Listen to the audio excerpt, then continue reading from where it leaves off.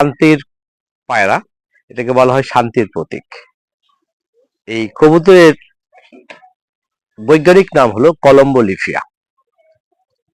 সমগ্র পৃথিবীতে প্রায় ৩০০ প্রজাতির কবুতর রয়েছে। আপনারা জানলে অবাক হবেন যে এই কবুতর আমাদের জন্য কতটা উপকারী। নিয়মিত কবুতরের মাংস খেলে ক্যান্সার এবং হৃদরোগের ঝুঁকি কমে,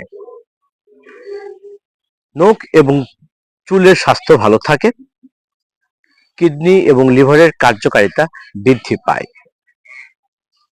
এছাড়া কবুতরের মাংস খেলে চর্মরোগ, বিশেষ করে আঁচিল ভালো হয়ে যায়। কবুতরের মাংস খেলে স্মৃতিশক্তি বৃদ্ধি হয়।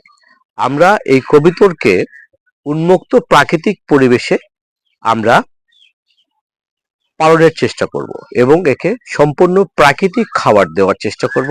তাহলে এই কবুতরের গুণগত মান অত্যন্ত ভালো থাকবে। সবাইকে অসংখ্য ধন্যবাদ।